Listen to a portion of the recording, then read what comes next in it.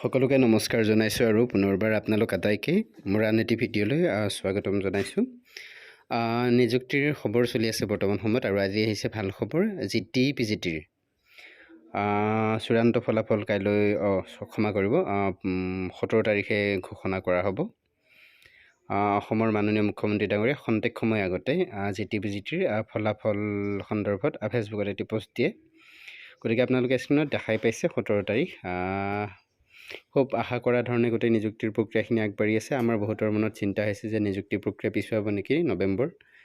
গতিকে পিছুৱাব নালাগে, অক্টোবৰৰ শেষৰ পিনে হোৱাৰ সম্ভাৱনাখিনি আছে।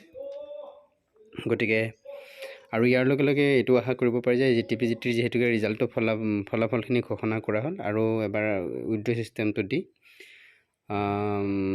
যাতে এল পি ইউ পিৰো কাট অফটো কমি যায় তাৰ বাবে ব্যৱস্থা কৰিলে নতুনকৈ ভালেখিনি কেণ্ডিডেটে চাকৰি পাব। গতিকে ভিডিঅ'টো ইমানেই আছিল। যদি ভিডিঅ'টো ভাল পাইছে তেন্তে লাইক, কমেণ্ট আৰু শ্বেয়াৰ কৰি দিব। ধন্যবাদ।